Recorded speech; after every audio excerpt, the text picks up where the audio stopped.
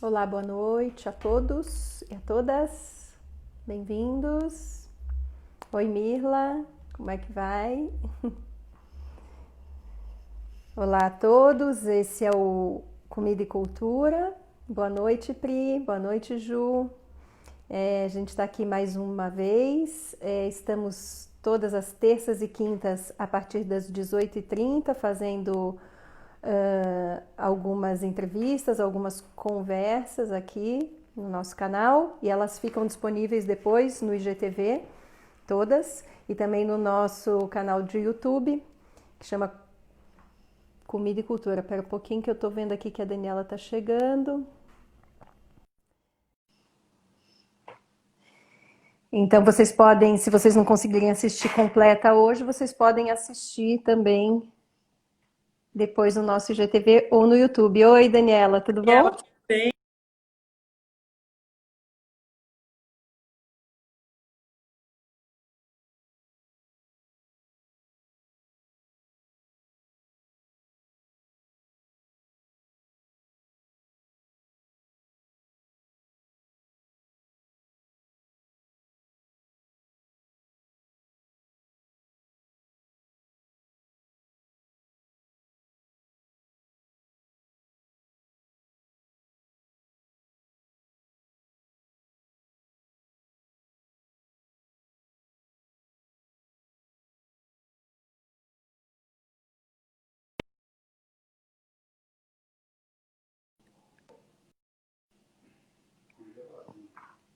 Ainda tá?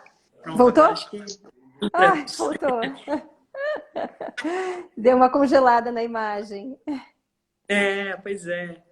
Pois é, agora voltamos. Então, muito bem-vinda, Daniela, ao Projeto Comida e Cultura. É um prazer ter você aqui hoje.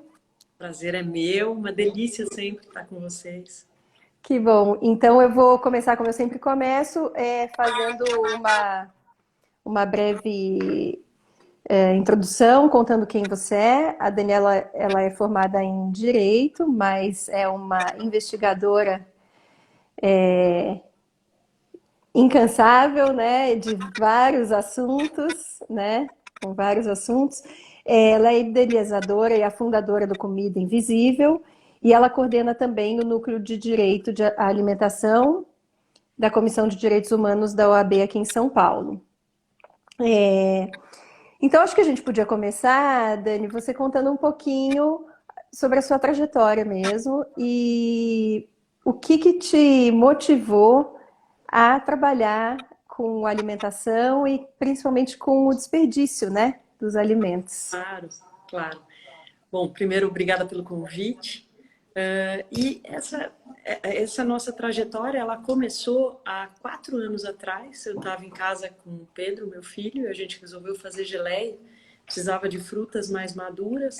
Aí a gente cai lá no box do Sergesp e eu começo a ver uma pilha de mamão e várias outras pilhas de abacaxi, de manga, pepino, tomate, absolutamente jogadas e largadas ali na frente dos boxes ou nas caçambas. E fui querer entender isso, né? E aí, indo atrás das razões pelas quais existe o desperdício, eu comecei a entender a dimensão desse problema, né? Esse problema é um problema de todo mundo. Todo mundo é desperdiçador, em maior ou menor grau, e em dimensões e proporções diferentes. Se eu estou falando de um indivíduo, se eu estou falando de uma empresa, se eu estou falando de uma cidade ou até de um país. E esses desperdícios nossos, né, eles vão gerando o desperdício geral do planeta, né? Então eu sempre digo que é um problema do mundo inteiro, porque é um problema de todo mundo. Então, o mundo inteiro desperdiça 1,6 bilhão de toneladas de alimentos. Eu não tinha mais pálida ideia do quanto era isso e eu fui encher Boeings, Boeing 747. E a gente enche 11 milhões e 300 mil Boeings. A gente não tem nem essa frota no mundo, né? E um do ladinho Uma do outro, loucura. eles dão 20,9 voltas em volta da Terra. Metade disso mataria a fome no mundo. Isso equivale ao PIB da Austrália. A gente joga por ano o equivalente à riqueza da Austrália no lixo, e não aproveitamento dos recursos que a gente tem disponíveis para a gente, né? E se pensar nisso agora, especial, a Makushi entrou ali, ela fez para a gente um repente maravilhoso, Ela tá? faz cordel, né? A gente vai Cordel, entrevistar ela exatamente, aqui também. exatamente. Uh, e aí, o que que acontece? Especialmente nesse momento que a gente está vivendo esse isolamento por conta da pandemia, né? E um problema global, um problema que ele tem reflexos no planeta como um todo, a gente começa a ver como essas más escolhas nossas, os impactos e o que está gerando, né? Esse tipo de decisão que a gente tomou aqui como humanidade.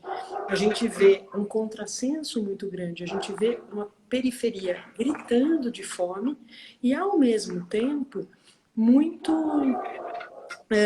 Você vê a periferia gritando de fome e, do outro lado, os produtores não conseguindo escoar uma grande parte da produção. Né? Então, isso acarreta um grande problema mesmo. Né?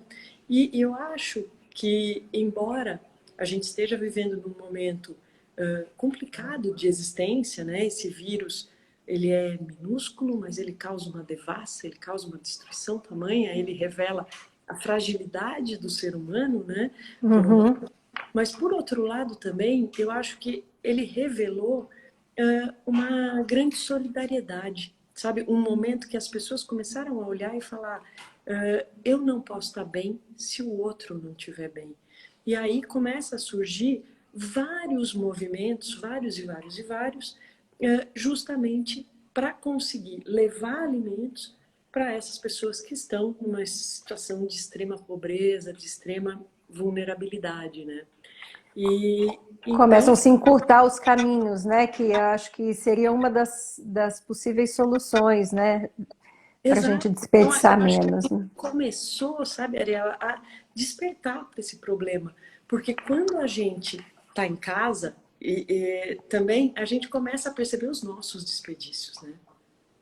A gente começa a se incomodar Muito. com o nosso lixo, a se incomodar com o nosso descarte. E ao se incomodar com o descarte, a gente começa a, a tentar ter novas atitudes, né? A tentar buscar outras soluções para esse problema, né?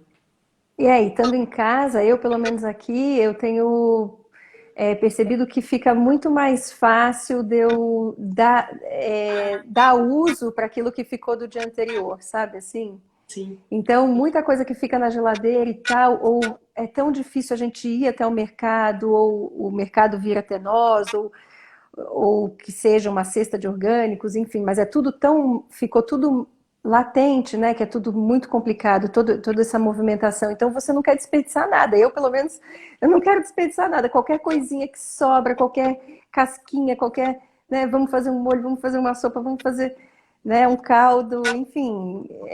Então não deu mesmo. Então vamos dar para minhoca mesmo. Não pode jogar no lixo. Parece que a gente fica muito mais atento, né? A sim, tudo, sim. toda essa questão. É Eu, tentar ver o lado bom, né? eu percebi uma coisa muito interessante. A gente começou a ver um impacto grande nas doações através da plataforma do Comida Invisível, que a gente tem uma plataforma para quem não sabe. É isso que eu ia. Próxima pergunta é justamente essa. Eu queria que você contasse pra gente um pouquinho o que é o Comida Invisível, né? E como que ele atua, né? Para quem não conhece ainda. É verdade, Makushi, quando a gente tem consciência, vira estilo de vida, exatamente. Comida Invisível, então, ele nasceu a partir dessa indignação, naquele momento de lazer que eu contei para vocês lá no CEAGESP. E aí a gente foi caminhando para vários lugares, né? A gente hoje atua basicamente em três grandes frentes. Uma frente de educação e conscientização. Por quê? Porque desperdício é hábito. E hábito a gente só muda com educação e recorrência. da mensagem. Então, todas as atuações do Comida Invisível, e acho que até por isso que a gente se aproximou tanto também, né, Daniela, elas se pautam por uma questão de educação, de conscientização, de sair desse lugar do desperdício e buscar um lugar de não desperdício. Então, isso está presente nas nossas redes sociais, isso está presente em palestras, em treinamentos, em aulas, sempre focado no lugar de despertar. A gente também atua com correto destino. Então, através da plataforma, a gente tem uma plataforma que ela está disponível online no app.comidainvisível.com.br. É uma plataforma online que, através dela, é possível aproximar quem tem alimentos bons e próprios com quem precisa deles, e a gente promove o encontro. Até ela foi muito chamada pela mídia de Tinder do combate ao desperdício, porque a gente junta a fome, a vontade de comer e dá match, né? Maravilhoso. A plataforma, a gente lançou essa nova plataforma em junho do ano passado, e de lá para cá a gente já recuperou mais de 50 toneladas de alimentos. Só que nesses últimos meses, nos meses de pandemia, essa recuperação deu um boom, assim, deu um salto, que justamente eu acho que as pessoas começaram a perceber que elas podem ser um instrumento de mudança. E se eu não vou usar na minha casa, porque isso vale tanto para empresas, então eu tenho doações de quantidade gigantesca de toneladas de alimentos, e a gente também tem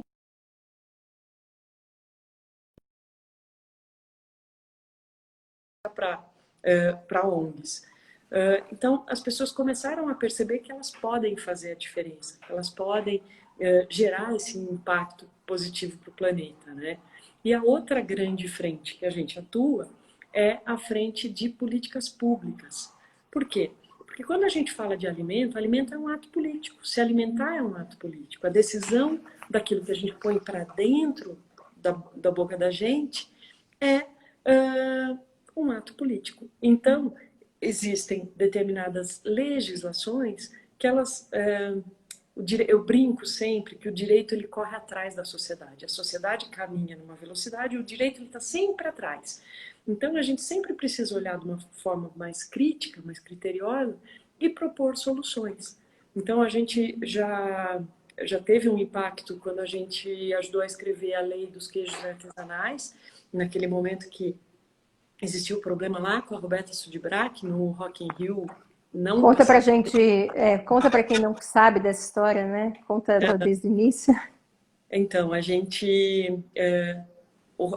não o Rock in Rio, o último Rock in Rio, o penúltimo Rock in Rio, a Roberta Sudbrack, ela tinha um stand lá, e ela trouxe queijos de Pernambuco. Esses queijos foram feitos numa fábrica incrível. A dona dessa fábrica é uma doutora em microbiologia. Acho que, sem brincadeira, é um dos melhores queijos que eu já comi na vida. E com super critério e tal, só que ela tinha um selo para trafegar no estado de Pernambuco. Então, era uma loucura isso. Aquele queijo que era bom para o pernambucano, ele fazia mal para o carioca. Só que o queijo que era produzido lá no sul da França, numa cidadezinha pequenininha, podia estar na gôndola do Pão de Açúcar. Além disso, as mesmas normas impostas por uma grande indústria eram as normas impostas para o pequeno produtor artesanal. Aí a gente estava desvirtuando o princípio da igualdade. Porque o princípio da igualdade é tratar iguais como iguais e diferentes como diferentes. Então, naquele momento, a Anvisa apreendeu os queijos, a Roberta perdeu mais de 1 tonelada de queijo. Foi uma dor gigantesca, gigantesca. Porque a Roberta, ela se diz cozinheira, ela não se diz chefe. E cozinheiro nunca quer perder alimento. Tem um amor profundo pelos alimentos. E nessa época todo mundo respeito até, né? Falavam para ela, procura a Dani, procura a Dani, procura a Dani, e falavam para mim, procura a Roberta, procura a Roberta, procura a Roberta. E a gente se encontrou e a gente conversou e falamos, Roberta, vamos mudar a lei? Ela falou, você acha que dá? Eu falei, pô, se a gente se juntar, eu acho que dá. E foi muito feliz esse nosso encontro e, de fato, a gente conseguiu. Hoje existe uma lei específica para o com selo Arte, que é o selo do artesanal, que foi fruto desse encontro lá atrás. A mesma coisa acontece com projetos de lei. A gente tem hoje 30 projetos de lei tramitando no Congresso Nacional no Combate ao Desperdício de Alimentos. Um deles foi uma redação nossa, é um que está até caminhando rápido lá, ele está quase na fase final e a gente acompanha isso. Mas eu sempre digo, não é proibido doar alimento, nunca foi. As pessoas, muitas vezes, existe um mito de que não se pode doar. Hoje, inclusive, no estado de São Paulo, a gente tem uma portaria da Covisa, que é a Anvisa estadual, né? Então vale para o estado todo, que é a CVS 5 de 2013, que lá no artigo 51 ela fala, é permitido doar alimentos. Porque tem muita empresa que acha que não é permitido, né? Então, E joga fora, né? Medo. Então, essa nossa atuação em políticas públicas, ela é necessária justamente por isso, para a gente fazer as pessoas saírem desse medo. Vamos doar, não tem por que não doar. A mesma responsabilidade que você tem quando você vende, você tem quando você doa. E o STJ, ele já entende que para condenar alguém, eu precisaria ter feito uma perícia lá atrás e constatado que aquele alimento que foi doado, ele causou aquele mal. Ou seja, ele já atribui a responsabilidade subjetiva, que é aquela que eu só respondo por causa de dolo ou de negligência, ou seja, se eu tiver a intenção de causar mal a alguém, é isso que ele está hoje julgando. Então, todos esses 30 projetos de lei que estão no Congresso Nacional, eles falam sobre a responsabilidade civil, que tem que ser subjetiva, mas já é. Entende? Então, assim, a gente precisa realmente trazer informação para as pessoas, colocar as pessoas na mesma página, para que essa roda gire para o bem maior do planeta, né? Claro. Agora, você tinha falado, né, os pequenos agricultores, eles... tem gente falando que o som tá ruim, mas eu acho que o som tá bom, né? Eu tô ouvindo só uns barulhinhos, mas eu acho que é só aumentar o som, que ele acho que tem gente que não tá te ouvindo. Mas com a questão da pandemia, né, você até falou dos pequenos produtores, dessa questão de que a gente precisa encurtar esses caminhos e está havendo um certo desperdício, né? Porque tem gente que não está conseguindo escoar a produção, mas também estão tendo várias ações nesse sentido. Então, eu queria saber que tipo de políticas públicas você acha que poderiam existir até para incentivar mais o pequeno produtor, que a maioria dos alimentos, inclusive frescos, que a gente come aqui em São Paulo, são de pequenos produtores, né? Então, o que pode ser feito além, e principalmente agora, nesse momento, para ajudar esse encurtamento de cadeias, né? Vamos dizer assim.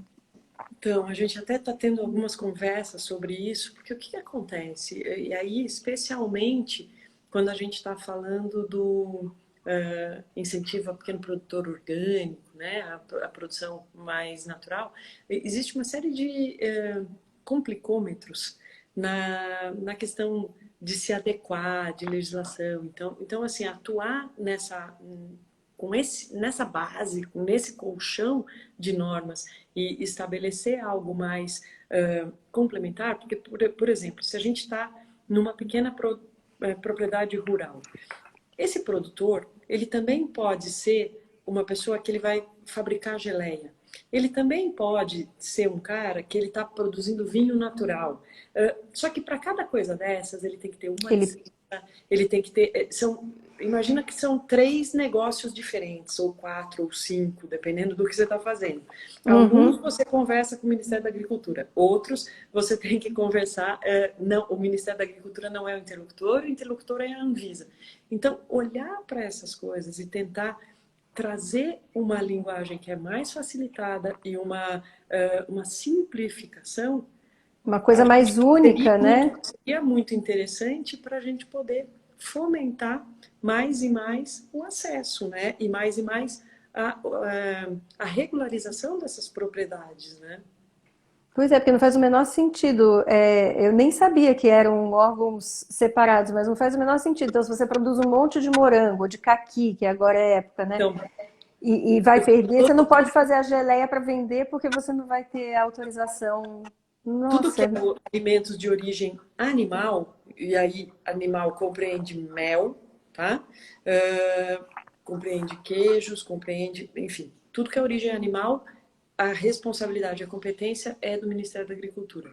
Tudo que é vegetal, a competência e responsabilidade é da Anvisa. Então, você fica com uma responsabilidade compartida, só que a fiscalização é da Anvisa, a responsabilidade é do Ministério da Agricultura. Então, existe ali uma questão que a gente olhar para isso, precisava, nossa, precisava ter enfrentar um olhar para isso, exato. E aí pode ser uma né, uma diferença. desburocratização, uma Exatamente, simplificação, que nem você falou, né? Realmente simplificar, né?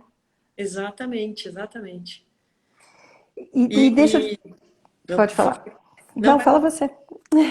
Eu queria, não, contar para as pessoas que estão acontecendo alguns movimentos que estão ajudando a gente como cidadãos, né, a parte civil da história, pode ajudar também se juntando a esses grupos de consumo consciente, procurar os CSAs. A gente tem falado um pouquinho disso nas lives, porque a gente entende que as pessoas que estão assistindo a gente estão preocupadas e comprometidas com toda essa questão do sistema alimentar. Então, se você quiser falar um pouquinho sobre isso, contar o que já existe, onde as pessoas podem procurar para poder apoiar.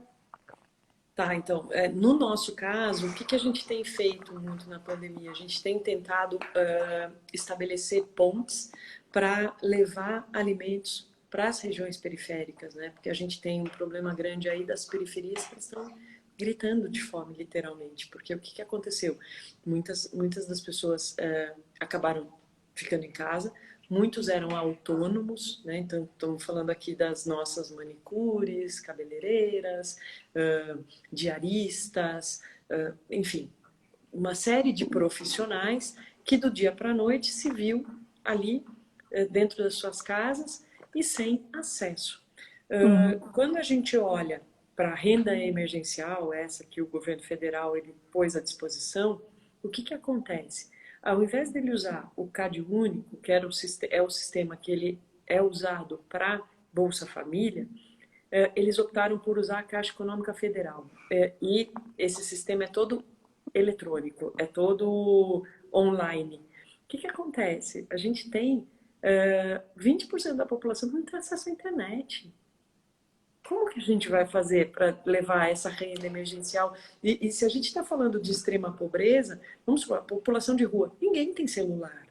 Pois é, Como, não, e como depois que ele entra, vai parece que o chegar para sistema é ele? super complexo, né? Muito, muito. Está tendo uma dificuldade gigantesca nesse lugar, sabe? Então, o que que a gente tem feito? A gente está com uma parceria com uma ação da maisbrasilsolidario.com.br. Nessa ação, a gente tem ali cestas básicas que são preço de custo. Então, assim, ninguém tem lucro nessa operação, tem só arca com parte dos custos ali e tem uma isenção de imposto. Então, a gente conseguiu levar bastante alimentos numa cesta com preço mais reduzido para poder chegar a alimentos. A gente também está com uma iniciativa maravilhosa, que é uma iniciativa que foi uma união de pessoas e empresas para também fazer um mapeamento dessas regiões mais periféricas e poder levar ajuda humanitária para essas regiões. Então, a gente tem acompanhado de perto, visto de perto, essa situação de extrema necessidade que as pessoas estão passando, né? Você me pergunta dos CSAs, eu acho que assim, vale a pena falar, são as pessoas que sustentam as produções dos agricultores, tá? Então, isso é um trabalho maravilhoso, o trabalho, você consegue, o agricultor, ele consegue prever a demanda dele, ele consegue Exato. trabalhar com muito mais tranquilidade e para poder ofertar esses alimentos. E isso é muito bacana, porque o que que aconteceu? Logo no início da pandemia, bem no comecinho mesmo, quando houve o decreto de calamidade pública e a necessidade do isolamento, do fechamento dos restaurantes, existiam muitos agricultores que eles forneciam direto para os restaurantes. Eles ficaram a ver navio da noite para o dia. Assim, a Uhum. gente teve na plataforma uma grande quantidade de alimentos, de determinados alimentos, por conta disso. as pessoas se desesperaram, tipo shimeji, shiitake, Vai kaki, estragar tudo, né? vários alimentos que estragou-se grande parte, mas assim que a gente ficava sabendo, a gente entrava em contato e falava, gente, põe na plataforma, põe na plataforma. Então foi super legal do ponto de vista de não ser desperdiçado, mas isso é super triste, né? Quando eu vejo vindo um alimento dessa forma, né? Aí a gente vê que a gente precisa realmente levar mais condições. Aí a gente também recebeu algumas demandas de alguns produtores que estavam bastante desesperados. A gente encaminhou para ver se primeiro eles conseguiam dar vazão vendendo esses alimentos para num segundo momento, se não conseguissem, aí sim trazer para a Fazer a plataforma. doação. Uhum. Né? É, Porque então, é isso, né? Que você vê, vocês trabalham bastante com alimentação infantil. Um dos grandes problemas hoje é justamente esse. A gente está fazendo toda aquela entrega de cestas básicas na periferia. O que está acontecendo? Essas pessoas, elas comiam, muitas vezes, a principal alimentação das crianças era nas creches. As uhum. creches funcionam hoje como, muitas vezes, a alimentação mais fundamental daquelas crianças. Da noite para o dia, acabou também. Os pais dessas crianças, muitas vezes, se alimentavam, as diaristas, se alimentavam nas casas. Também se viram ali precisando comer. Uma cesta. Imagina que eu tenho um arroz de 5 quilos ali para uma família de 11 pessoas. Quanto ela vai durar? Se eles almoçarem e jantarem, dois, Uhum. 3 dias. É, Então, assim, é uma situação muito delicada. Eu acho que a gente não sai dessa pandemia da mesma forma que a gente entrou. a gente conversou na terça-feira com a Carol Pasquale, lá do E Alana. a gente está fazendo um trabalho juntas. Ela me contou. E aí ela até falou que em vários estados, tal, eles estão conseguindo fazer de uma outra forma a questão da merenda, estão dando um cartão, mas nem isso também é muito complicado, porque nesse cartão, sei lá, acho que em São Paulo são R$ 55.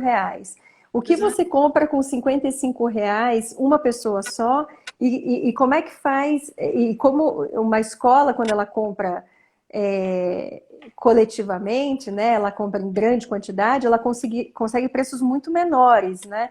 E uma pessoa sozinha, com R$ 55, não consegue comprar tudo aquilo que poderia ser comprado coletivamente, né?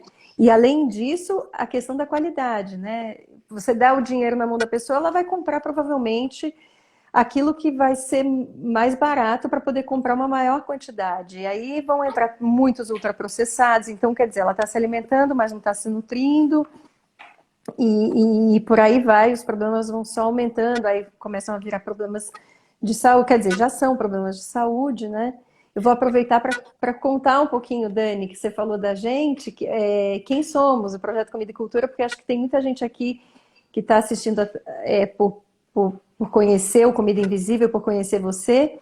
Então, eu queria contar que o Comida e Cultura é um projeto que atua principalmente em escolas, né? A gente também trabalha com material didático, mas a gente trabalha em escolas, em 2 escolas aqui de São Paulo particulares, e a gente dá semanalmente uma aula de 45 minutos para todos os alunos da escola, crianças de 1 até 10 anos.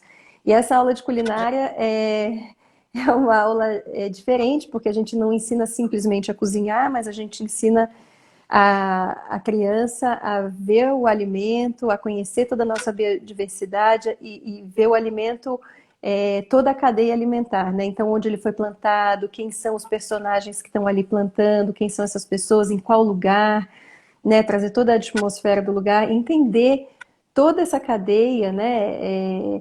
Desde da colheita até chegar no mercado, o que é desperdiçado nesse caminho, tanto do próprio alimento como das questões dos gases que são emitidos, o que é preciso para isso, quanta gente está por trás de uma cenoura até ela chegar na nossa mesa para a gente poder usar ela. Então a gente entende que, entendendo tudo isso desde muito cedo, você vai ter um respeito muito maior pelo alimento, uma empatia muito maior por todas as pessoas, né?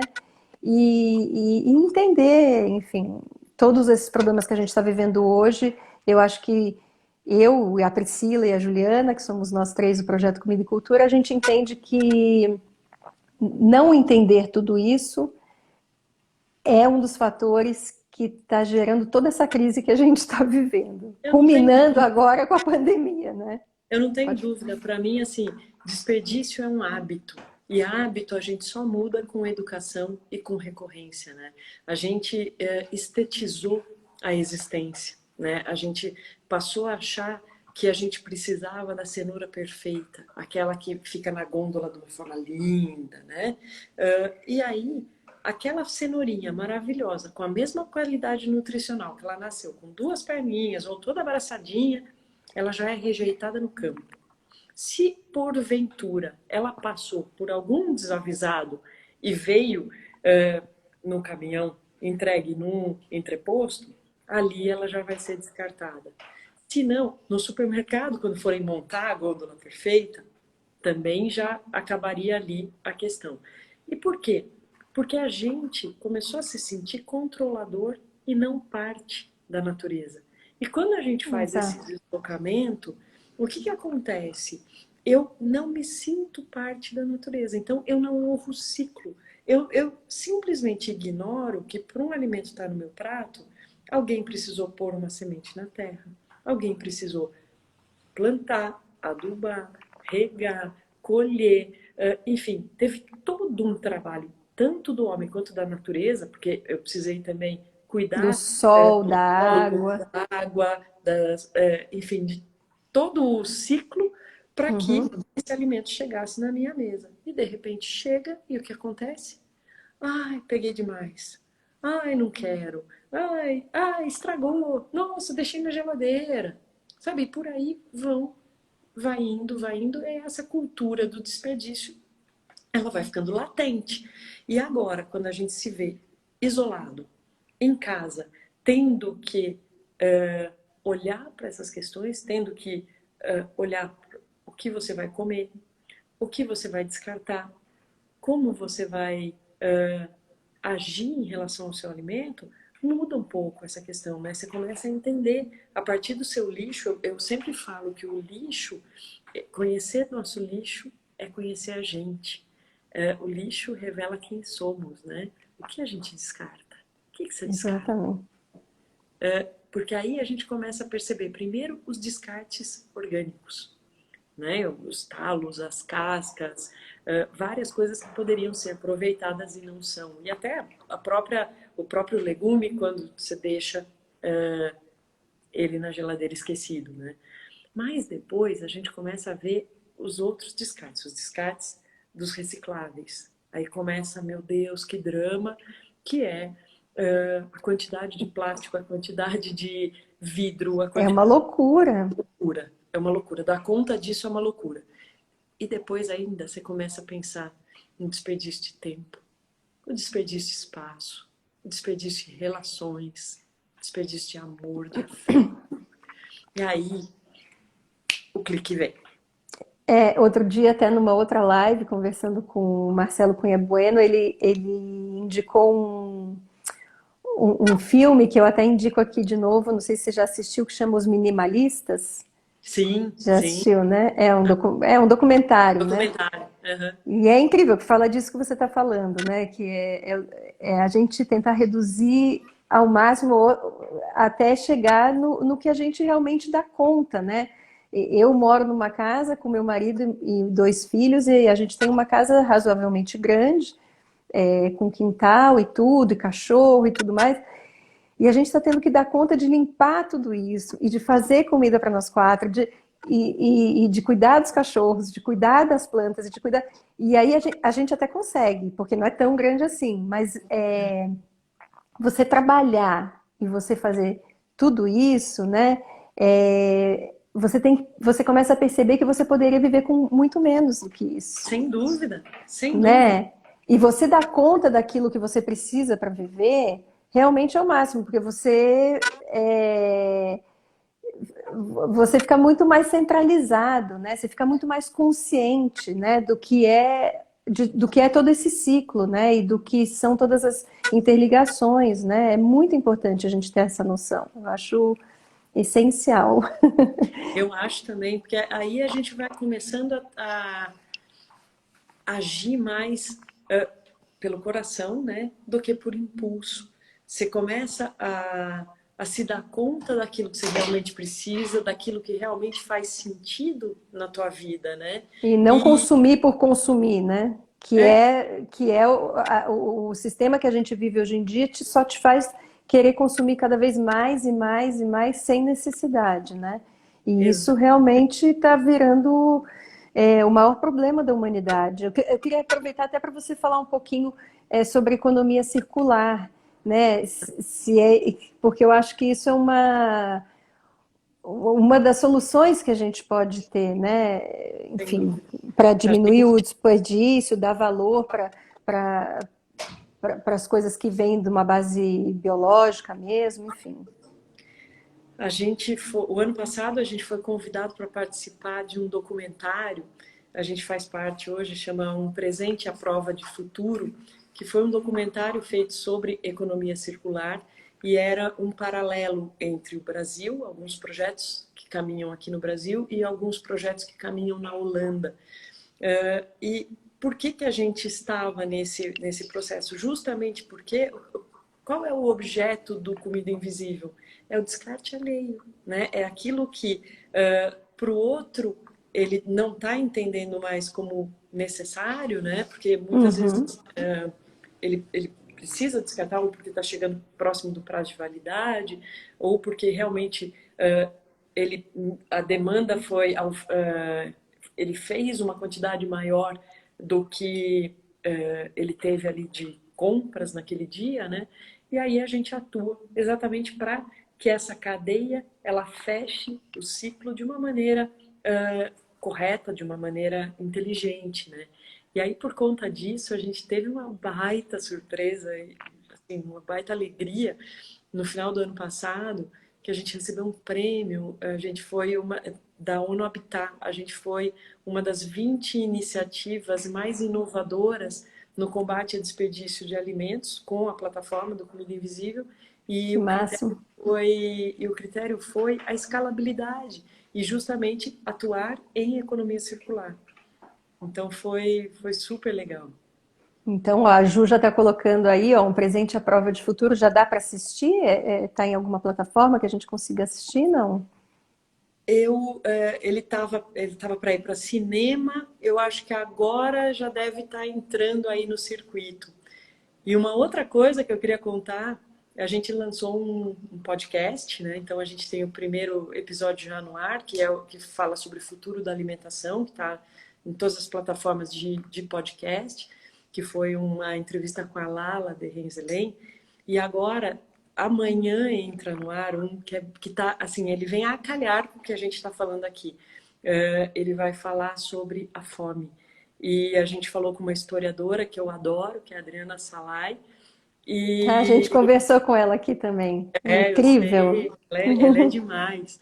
Então, é uma entrevista junto com a Adri Salai com a participação do pessoal da Companhia dos Fermentados e da Tereza Campelo, da ex-ministra Tereza Campelo. Então, Uhum. a partir de amanhã, chama Não Sobra Nada o podcast, tá aí nas principais. Ouviremos. Oba. Acho que é Mais muito legal. informação. Fala justamente sobre esses problemas, o quanto a fome ela foi, ela permeia toda a história, né? Tem um Desde filósofo, sempre, né? tem um filósofo Schiller, ele fala muito isso, ele fala, o amor e a fome movem o mundo. E quem nunca passou fome, acho que não tem essa noção, né? Mas quando a gente fica. Depois que eu conversei com a Adriana, eu fiquei prestando atenção assim no meu dia, porque às vezes eu estou trabalhando e tal, e a Priscila está perguntando. Ah, não sobra nada, é o nome do Não sobra podcast. nada. Isso aí. E aí, em alguns períodos assim que de repente eu começo a ficar de mau humor, ou eu vejo que um dos meus filhos está mal-humorado e tal, é pura fome. sabe assim? E é Sim, uma fome num curtíssimo espaço de tempo, não é uma fome de verdade, né? Então imagina, depois que eu conversei com a Adriana, eu fiquei com isso na cabeça. Eu falei, imagina uma fome de verdade, porque ela contou coisas assim sim, sim. absurdas, né? Assim, da gente pensar que acontecem de verdade. Então é muito importante a gente ter essa noção de que realmente a fome e o amor Move o mundo. movem o mundo. Não, Movem o mundo. e acho que assim, se a gente for falar sobre essa perspectiva, acho que é muito importante a gente pensar o seguinte: todo mundo aqui sabe o que é fome. Você já passou uma ou duas vezes por dia, você sente fome. Agora, Uhum. pensa o que é sentir e não poder suprir. Pois É é. dias e dias e dias sem alimento. É muito complicado. Então, assim, a gente trabalhar hoje para levar esses alimentos para. Porque hoje a gente está vivendo uma situação extremamente crítica, atípica e anormal, né? Então, Uhum. pensar nisso. E é muito bacana ver esses coletivos todos se formando, essa rede maravilhosa. Eu vejo, assim, dos meus amigos mais próximos, eu acho que praticamente todos estão envolvidos ou doando, ou cozinhando, ou com projeto, ou, de uma forma ou de outra, ou divulgando, mas de uma forma ou de outra, Tá todo mundo envolvido. envolvido, né? Eu acho isso muito interessante, eu acho que é fundamental, né? E Fundamental. Ô, Dani, eu queria que você contasse também um pouquinho desses projetos que já existem há algum tempo ao redor do mundo e que ajudam a diminuição do desperdício e a diminuição do preconceito também, que nem você falou, uma cenourinha com duas pernas não sai nem da produção. Então, tipo fruta feia, que outros. Contar um pouquinho o que é o Fruta Feia, por exemplo, e quais outros projetos existem para as pessoas que estão nos vendo e quiserem muito, conhecer. gosto muito do Fruta Feio. O Fruta Feio é um projeto de Portugal que eles fazem cestas dos excluídos, né? Da cenourinha rejeitada, o, o chuchu, o grandalhão, enfim. E aí eles montam essas cestas e as pessoas vão buscar. Aqui no Brasil a gente tem o Fruta Imperfeita, que é um projeto bem parecido com esse, do Roberto, com o querido, que também está trabalhando nessa linha. A gente tem uma questão que, por exemplo, aqui no Brasil a gente não pode, existe o válido até e o consumir até, né? Válido até significa que as propriedades físico-químicas daquele alimento, elas estão preservadas, estão garantidas até aquele momento. Não significa que ele é impróprio para consumo. Ele pode ter diferença de coloração, de textura, mas não necessariamente está impróprio depois que termina o prazo de validade. Olha, que interessante, eu não Porém, sabia. pode ser que ele esteja impróprio. O que aconteceu? Lá em Copenhague, Copenhague foi a primeira cidade a ter um supermercado de produto vencido. Tá? Então, por quê? Porque, agora, se for o consumir até, aí não. Aí, consumir até, ele é um prazo mais longo do que O o vale válido até. até, e ele, efetivamente, ali, o alimento, existe uma enorme chance de ele estar realmente estragado depois daquele momento. Mas o Brasil é Uhum. muito válido até, né? E, só que tem pela Anvisa, pela legislação sanitária hoje, não se pode vender produto vencido. Inclusive, estabelecimentos que têm na gôndola produtos vencidos, eles tomam uma multa gigante. Tá? Uhum. Mas lá na Dinamarca, mas em Copenhague, o que aconteceu? Eles fizeram um supermercado de produtos vencidos.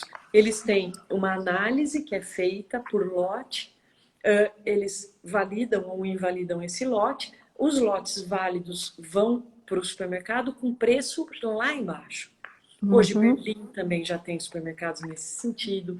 Então, por isso que eu falo, atuar com políticas públicas é necessário, porque, por exemplo, esse tipo de legislação a gente precisa enfrentar. Existe uma legislação, por exemplo, da Vigiagro, que a gente não pode, todo e qualquer alimento de aeronave, todo e qualquer alimento de aeronave, o ultraprocessado que está embalado, a Uhum. garrafa de vinho ou de bebida que está inteirinha, fechada, é posto fora, incinerado assim que o avião É uma chega. loucura, né? É uma Então, assim, loucura.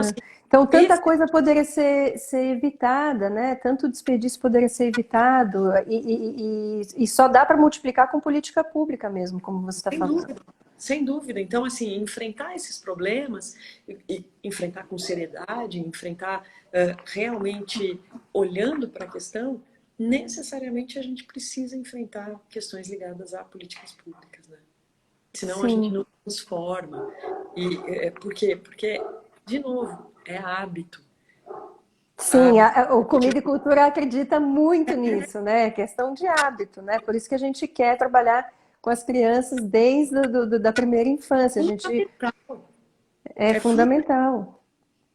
Exato, aliás, vou até aproveitar fazer falar para quem ainda não nos segue, seguir, né, no Instagram, Projeto Comida e Cultura, e nossa página no YouTube é Comida e Cultura. A gente tem feito essas lives aqui todas as terças e quintas, às 6:30 da tarde, e depois elas ficam disponíveis no IGTV para vocês assistirem. E é muito legal, eu estou vendo, enquanto você estava falando, também várias pessoas conversando entre si, Ah, e é? é Eu um vi aí vários barato. amigos entrando na live. Muito É legal. muito legal ver que as pessoas que, bom, estão todas interessadas nesse mesmo assunto, nesse mesmo tema, né?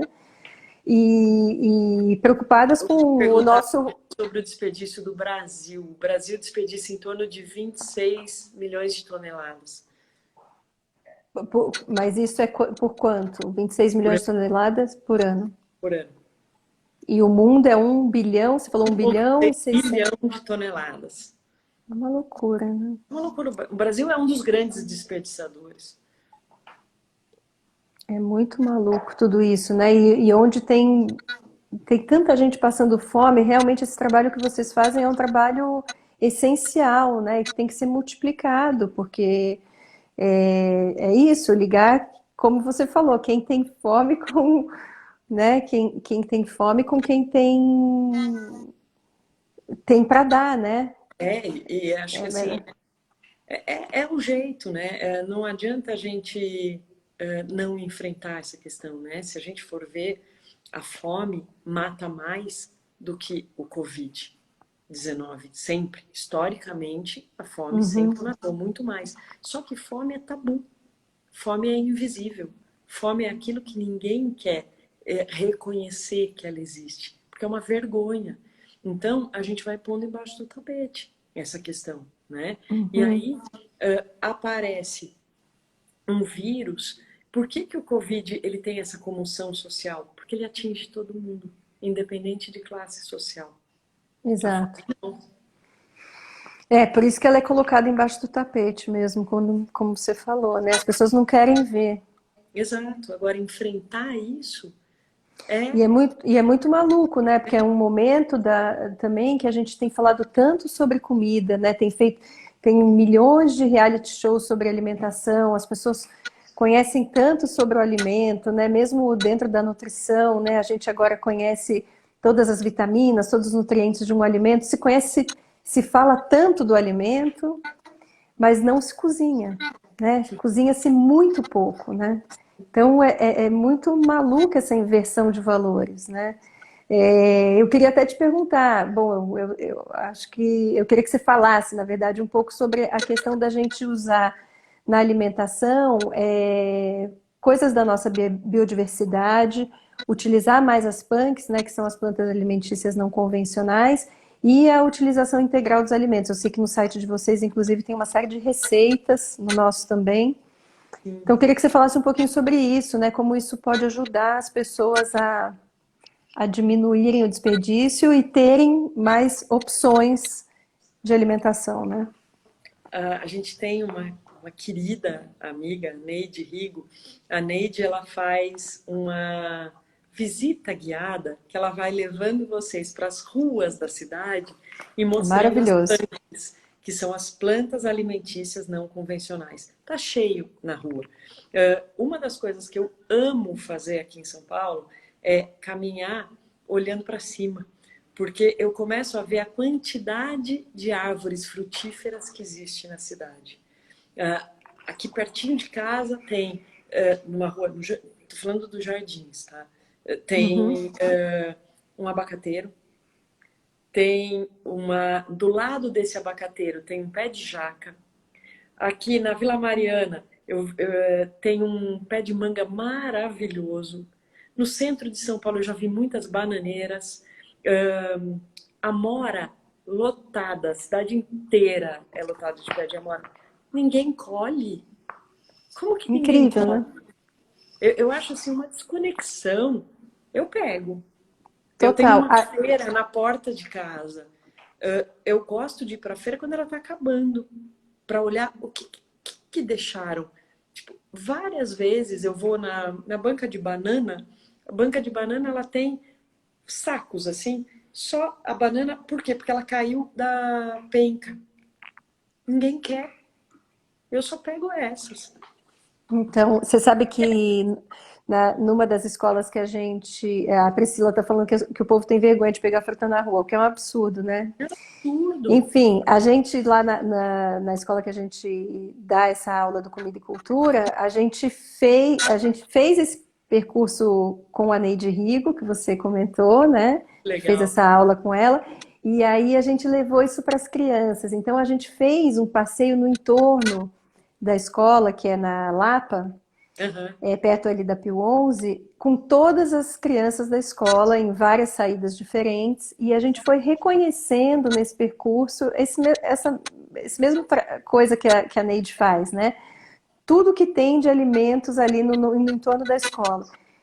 E o efeito foi muito impressionante, né? Porque as crianças não olhavam para cima, nem para baixo, para o chão, nem para nada, né? E tão Sim. poucos pais. Então, depois dessa aula, foi uma loucura o retorno que a gente teve. As pessoas ficaram muito impressionadas de ver o que tinha de alimento, porque tinha um monte de coisa, tinha uva.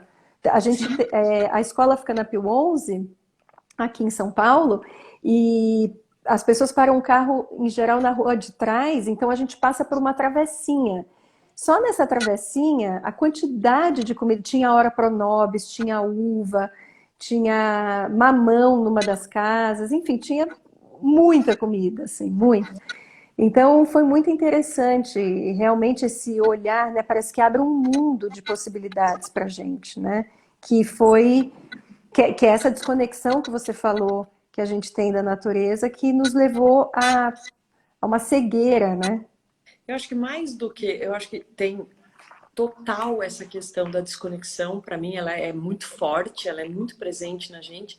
E a gente também, entre aspas, europeizou o nosso gosto alimentar, né? Então, o que acontece? Por que eu não olho para punk? Porque eu fui treinada a olhar para batata.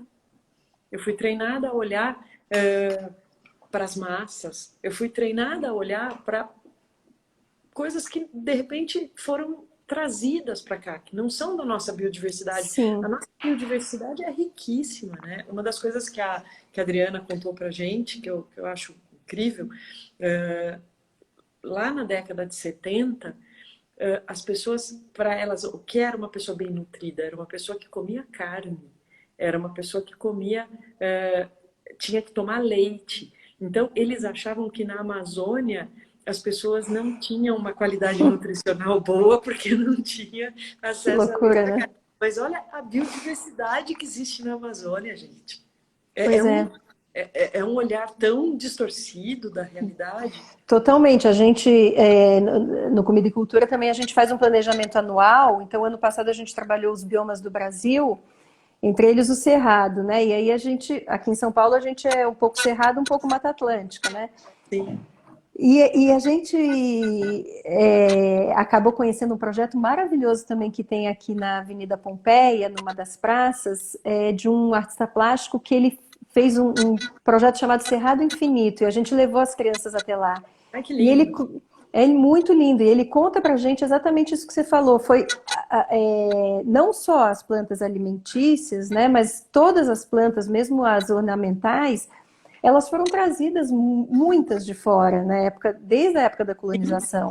Então, as plantas do Cerrado mesmo, de São Paulo, elas ficam assim, quiçá nas periferias aqui da cidade. E ele foi recolhendo todo esse arsenal de plantas que ele foi encontrando pelo caminho e criou um trajeto nessa praça de São Paulo chamado Cerrado Infinito. Então você pode ir lá visitar e reconhecer espécies que estão super, enfim, praticamente que a gente não vê mais pelas ruas. Então, todo, todo esse reconhecimento, né, eu acho que traz para a gente também um sentido de ancestralidade, um, um entendimento do que é ser brasileiro, de entender onde é que você mora, Claro, né?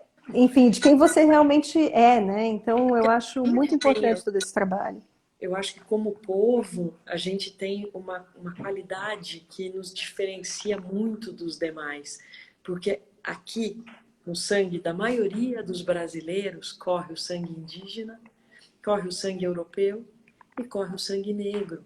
E são três culturas maravilhosas do ponto de vista de biodiversidade, de cultura culinária, de um arcabouço cultural que foi formado no povo brasileiro que é ímpar. É Exato. difícil um outro lugar que tenha essa miscigenação que a gente tem aqui. Que é Só que maravilhosa. é incrível, só que a gente tem um grande problema. A gente não honra nossas origens ancestrais. A gente muitas vezes faz piada, a gente não trata com devido cuidado, com devido carinho. E se eu não honro a minha origem ancestral, como eu tenho solução de construção de futuro? Não Pois é? é, E isso em exato. todos os aspectos. Então, assim, pensar nisso no ponto de vista da alimentação, cara, mandioca, milhões de alimentos que vieram da cultura indígena, que vieram da cultura negra, que vieram da cultura europeia, eles estão aqui, Exato. nessa Basta efervescência. conhecer, né? Precisa ter curiosidade. A gente lançou há um tempo atrás um. A gente quer fazer o maior livro coletivo de receitas de não desperdício. Então a gente fez uma hashtag que era. Nossa, deu branco na hashtag. Já eu lembro, mas enfim. Tá. A gente postou, várias pessoas postaram receitas nessa hashtag e a gente colecionou uma imensa quantidade de receitas que agora a gente está compilando tudo isso e vai virar um livro online para que Que todo mundo massa. possa realmente usar o alimento de uma forma integral, né? A gente pode aproveitar borra de café, a gente pode aproveitar a casca da banana para fazer caponata, para fazer farofa, é maravilhoso, é Fica maravilhoso. delicioso. Então, assim, Ah, também a gente também tem preconceitos, né? era a hashtag sem desperdício, estão perguntando. Não? Era a hashtag, acho que era sem desperdício. Gente, me deu branco, olha que Ó, absurdo. perguntaram do projeto lá do Cerrado, chama Cerrado Infinito, fica na Praça da Nascente, na Avenida Pompeia. Tem uma pergunta aqui de uma pessoa que está assistindo, ela está perguntando se tem organizações que distribuem esses alimentos menos desejados. Se você conhece alguma organização que faz essa distribuição. Tem o Fruta Imperfeita, que você comentou, né? Então, o Fruto Imperfeito, você compra cestas de imperfeitos. No nosso caso, a gente aceita na plataforma a doação de alimentos dessa natureza e a gente encaminha normalmente para ONGs, né? Para ONGs, causas, até pessoas físicas.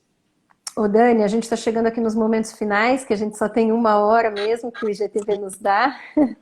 Então, em primeiro lugar, queria te agradecer muitíssimo a sua presença, sua aula aí de direito em relação à alimentação, que eu adorei, aprendi um monte de coisa. Ah, eu Agradecer também a presença de todo mundo aqui, convidar vocês todos para as próximas lives da semana que vem, às 6h30. E quem gostou pode assistir de novo, que vai estar tudo aí. E queria te fazer uma última pergunta, Dani. Queria te perguntar, hoje em dia, você tem fome do quê? Poxa, eu tenho fome do não desperdício, eu tenho fome de uma atitude mais amorosa das pessoas, eu tenho fome de solidariedade, né? Tenho várias dessas fomes aí. É E isso você? aí. Tem fome de quê, Ariel?